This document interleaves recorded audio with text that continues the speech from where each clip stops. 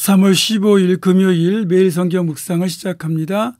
오늘 함께 나눌 말씀은 마가복음 11장 11절에서 26절입니다. 마가복음 11장 12절에서 26절 말씀을 제가 봉독합니다.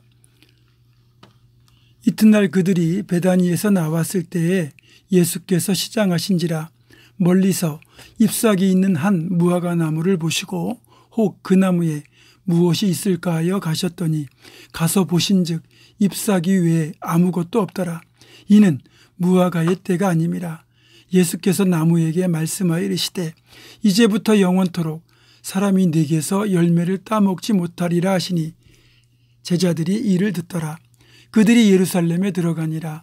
예수께서 성전에 들어가사 성전 안에서 매매하는 자들을 내쫓으시며 돈 바꾸는 자들의 상과 비둘기 파는 자들의 의자를 둘러 엎으시며 아무나 물건을 가지고 성전 안으로 지나다님을 허락하지 아니하시고 이에 가르쳐 이르시되 기록된 바 내 집은 만민이 기도하는 집이라 칭함을 받으리라고 하지 아니하였느냐. 너희는 강도의 소굴을 만들었도다 하시매 대제사장들과 서기관들이 듣고 예수를 어떻게 죽일까 하고 꾀하니 이는 무리가 다 그의 교훈을 놀랍게 여김으로 그를 두려워함 일러라. 그리고 날이 저물매 그들이 성 밖으로 나가더라. 그들이 아침에 지나갈 때에 무화과 나무가 뿌리째 마른 것을 보고 베드로가 생각이 나서 여짜오되 라피여 보소서 저주하신 무화과 나무가 말랐나이다.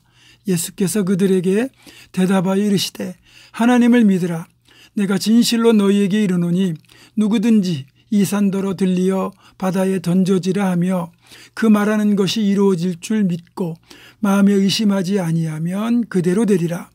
그러므로 내가 너희에게 말하노니 무엇이든지 기도하고 구하는 것은 받은 줄로 믿으라. 그리하면 너희에게 그대로 되리라. 서서 기도할 때 아무에게나 혐의가 있거든 용서하라.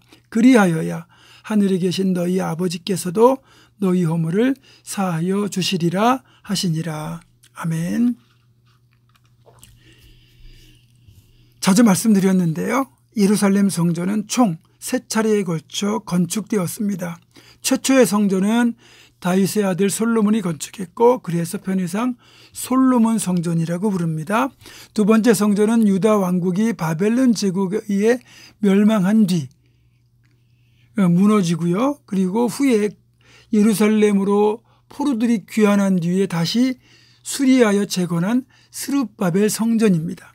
마지막은 예수님 공생애 당시 헤롯 왕에 의해 다시 재건된 헤롯 성전입니다. 사실 누가 성전 건축을 주도했느냐는 그리 중요하지 않습니다. 정말 중요한 건 성전이 세워진 본래 목적이 무엇이냐는 것과 그 본래 목적대로 성전이 유지되고 있느냐 하는 것입니다. 그렇다면 성전이 세워진 본래 목적이 무엇이겠습니까? 먼저는 바른 예배를 위함입니다. 성전의 존재 목적은 하나님께 바른 제사를 통해 하나님을 예배하며 희생 제사를 통해 속죄를 이루기 위한 목적입니다. 바른 예배가 드려지지 않으면 이 목적에서 어긋나는 거예요. 두 번째는 바른 기도를 위함입니다.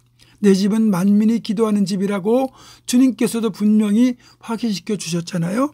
기도가 바르게 드려지지 않는 성전은 올바른 성전이 아닌 겁니다.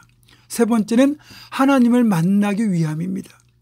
성전의 지성소 언약궤 위에 시은좌에서 하나님은 예배하는 자들을 만나 주셨습니다. 그러니까 하나님을 만날 수 없다면 성전은 제 역할을 못하는 것이죠. 만약에 성전의 이 3가지 목적 중 어느 하나라도 제대로 그 역할을 못한다면 온전한 성전이 될 수 없는 것이고 무엇보다도 성전에 계셔야 될 하나님께서 성전에 계시지 않는다? 그러면 성전은 더 이상 건물일 뿐 성전이 될 수 없는 겁니다.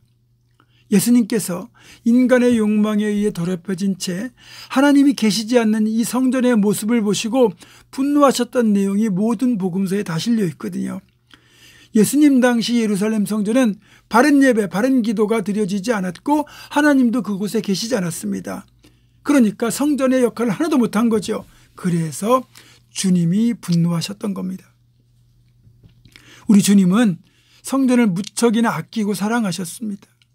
그런 주님께서 그토록 분노하셨다는 것은 그만큼 성전이 더럽혀졌다는 반증이죠. 그래서 주님은 화가 나고 가슴 아프기까지 했던 것이고, 역으로 주님이 성전을 얼마나 아끼셨는지를 엿볼 수 있는 대목이기도 합니다. 결과적으로 보면 예수님 당시 예루살렘 성전에는 더 이상 하나님이 계시지 않았어요. 왜냐하면 영과 진리로 예배하는 자는 하나도 없고 오직 인간의 추악한 욕심만 가득한 장소로 전락했기 때문입니다. 제사장들과 장사꾼들이 결탁하여 재물을 매매하고 돈을 환전하는 소리와 그리고 호객하는 소리로 성전이 가득했기 때문에 어느 누구도 성전에서 참된 예배를 드릴 수도 없었고 기도할 수도 없었습니다. 하나님을 만날 수도 없었죠. 그 누구보다 성전이 어떤 곳인지를 잘 알고 계셨던 주님은 이렇게 더럽혀진 성전을 보고 급격하게 분노하셨습니다. 결국 노끈으로 채찍을 만들어 가축들을 내쫓고 돈 바꾸는 자들의 상을 엎으실 수밖에 없었습니다. 주님께서 노를 바라신 적이 거의 없다는 걸 생각하면 얼마나 주님이 분노하셨는지를 짐작할 수 있는 부분이기도 합니다. 여러분, 오늘 신약시대는 이 성전의 역할을 상당 부분 예배당이 이어받았습니다. 자칫 예배당이, 교회가 예수님 당시의 타락한 성전처럼 사람의 추악한 욕심을 채우는 곳이 되거나 기도하는 장소로서의 역할을 감당하지 못한다면 이것도 문제가 있는 겁니다. 그렇다면 여러분 마음의 성전, 심령의 성전은 어떤 상태입니까? 예수 그리스도를 구주로 고백하고 하나님 모신 우리 모두가 성전이잖아요. 하나님이 모셔줘야 될 우리의 심령의 성전에 하나님 대신에 세속적인 욕망이나 게으름, 나태, 책임회피, 죄악, 엉뚱한 것들이 자리하고 있는 건 아닙니까? 건물로 된 예루살렘 성전이 온갖 추악한 탐욕으로 가득 찼을 때 하나님이 그곳을 떠나신 것처럼 우리 심령의 성전에 욕심으로 가득 차면 하나님은 우리 심령에도 계실 수가 없습니다. 더럽고 냄새나는 곳에는 계실 수가 없는 거예요. 여러분, 그래서 우리는 우리의 심령의 성전을 늘 거룩하고 깨끗하게 유지해야 될 의무가 있습니다. 내 성전이 거룩하게 유지될 때 하나님이 이 성전에 거하시고 하나님이 성전에 거하시는 자들만이 하나님의 임재와 그분이 내려주신 하늘과 땅의 복을 풍성하게 누릴 수 있는 겁니다. 사랑하는 성도 여러분, 더럽고 냄새나는 타락한 성전이 아니라 하나님이 기쁘게 거주하시는 거룩한 성전된 우리 모두가 되기를 주님의 이름으로 축원합니다. 기도하겠습니다. 고마우신 아버지 하나님, 우리를 택하여 주셔서 거룩한 성전 삼아 주셨는데 정작 우리는 우리 마음의 성전, 심령의 성전을 우리의 욕심과 타락한 모습으로 가득 채우고 있는 것은 아닌지 다시 한번 돌아봅니다.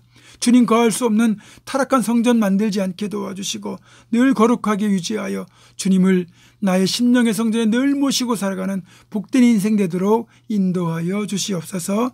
예수님의 이름으로 기도하옵고 이제는 우리 주 예수 그리스도의 은혜와 하나님의 사랑과 성령의 교통하심이 우리 심령의 성전을 늘 거룩하고 깨끗하게 유지할 것을 결단하는 사랑하는 모든 성도들, 이들의 삶과 가정과 생업과 앞날과 우리 교회 위에 지금부터 영원토록 함께 하시옵기를 간절히 축원하옵나이다. 아멘.